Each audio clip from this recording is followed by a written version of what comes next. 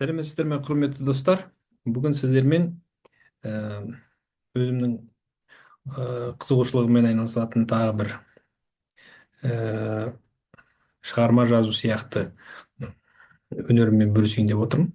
Бұл менің қолым бос кезде айналысатын бір қызығушылығым. Ә, Өмірде болып жатқан әртүрлі қоғамдағы оқиғаларға байланысты кейде сондай бір шығармашылық сәттер болады. Сол кезде қалам түртіп қоятын кездер болатын. Сондай бір шығармамен бөлісуге рұқсат етіңіздер. Бүгін 2014 жылдың 7 қарашасы. Мені еліміздегі жетім балалар үйінде тәрбиеленіп жатқан балдырғандардың халі қатты қобалжытты. Сөздің қысқасы, ойымды шығарма желісінде сабақтауды жөн санап отырмын. Шығарма таза импровизация. Алайда менің ойымша қазіргі шынайы өмірде кездесіп қалуы әбден мүмкін деп бастаппын. 2014 жылы.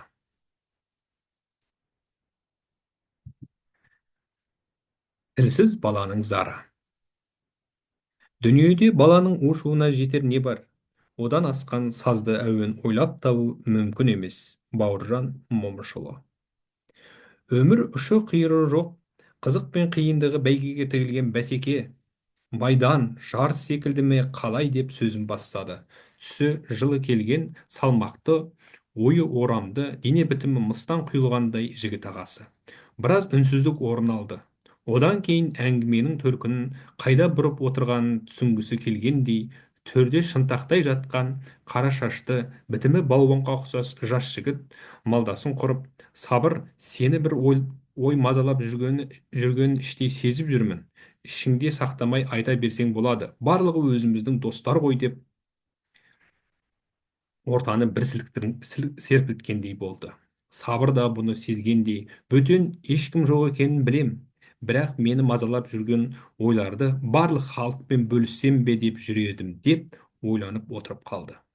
Осы арада сабырды қоршап отырған бір қауым ауылдың жігіттері, біз азшылық ететіндей мына сабырдың қандай керемет ойы бар екен, деп одан сайын қызыға түсті. Сабыр осы ауылдың оқып жетілген, көзі ашық, елдің болашағына бел шешіп қызмет атқарып жүрген елдің нағыз азаматының бірі. Ол маман иесі болғаннан кейін қазір ауылда темір заттардан түрлі бұйымдар жасайтын зауытта жастарды шағын кәсіпке тартып, оларға адал еңбек етуге үйретуде ешбір жалыққан емес. Оның үстіне ол жастайынан өте зерек, бірнеше шет тілінде сөйлей алатындай, талай жастар қызығып, оған үйренуге тырысатын. Сабыр еңбегінің жемісті болатынын атасы мен анасынан үйренгенін әрқашан мақтан тұтып жүреді. Сабыр жанына бірталай жастарды алып, осы айдың басында еліміздің қолдауымен шетелдік бір фирмадан жаңа технология үйренуге келісім шарт жасасып келген еді.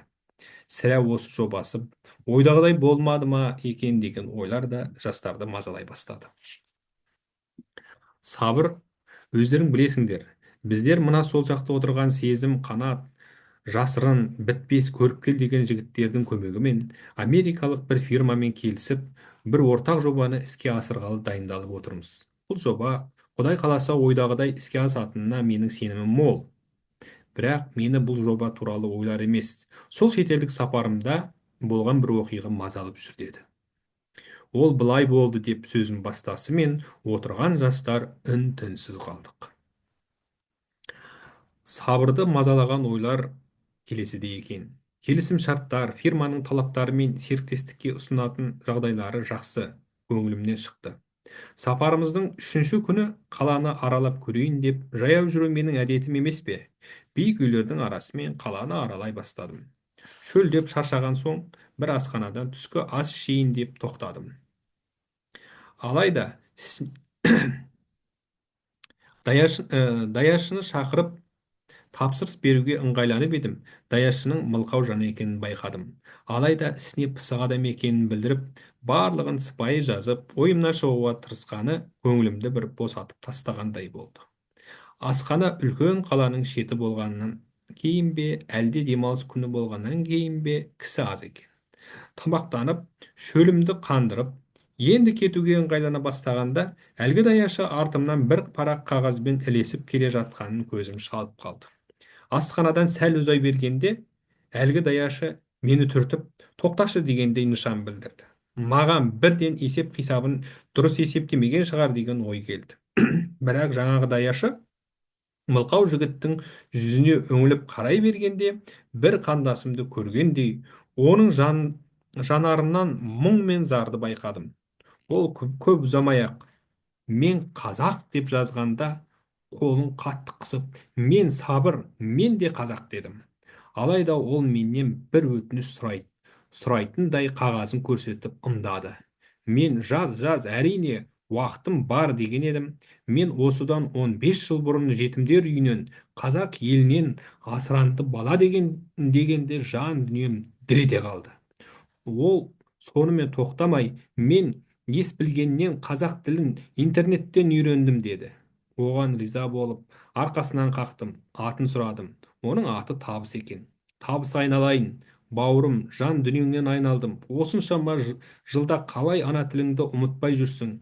Біз 11 жыл мектептен мұғалімнен үйренгенде сенің өз бетіңмен үйренгеніңе ризамын дедім. Табыстың ерлігі ерен екендігін мойындап тұрғанымды білдіргім келді. Табыс құлағы еститін, сөйлеу қабілеті жоқ мүгедек жан болып шықты. Асырап алуға өтініш бергенде ол бірден қарсы болған екен. Оның қарсыласқанына өміріне жауапты жандар пысқырып та қарамапты. Сонымен шетелдік жанұяға қалай түскенін өзі де түсінбей қалады. Содан бөтен ел, бөтен жер, тілі де, діні де бөлек ортадан бір-ақ шығады. Қарсыласып, тәртіппен күштеп тілді үйретуіне көнбей сөйлеуден осыдан 15 жыл бұрын мүлдем бас тарттым деп жазды. Есейіп ес жиғанда туған елім бар екенін біліп жаным ауырды. Бұдан әрі мен қазақша сөйлейтін бір адам көрсем, сол арқылы елге деген мұңым мен зарымды айту ойымда жүреді деп жаза бастады. Мен де не деп айтарымды білмей, адам тағдырының сырлы тұстарына куә болғандай тұрып қалдым. Сенің қандай арман мен тілектерің бар, Табыс деп сұрап едім. Табыстың бар арманы мен тілектері қазіргі кезге дейін жинаған табысымды өзім кішкентай кезде өскен балалар үйіне аударсам ба деген арманым бар. Бірақ олар маған онда тәрбиеленіп жатқан балаларды шетел асырмайтындары туралы сет берсін деп булығып алды да, осы талабым орындалса, маған хабарлас деп мына электронды мекен жайы жазылған алақандай ақ қағазды қолыма қыстырып, қоштасып жұмысына кетті деп, сабыр қайтадан терең ойға кетті. Біз де үнсіз қалдық. Осы сәтте ойымызға Сұлтан Махмұт Торайғыровтың адамды бақытты қылатын ар азығының ер жетуі деген қанатты сөзі оралады. Ел азаматтарының ұрпақ алдындағы ары таза болғай. Сізге егер осы әңгіме ұнап, көңіліңізге жақса, пікір қалдырыңыз, достарыңызбен бөлісіңіз. Сау болыңыз.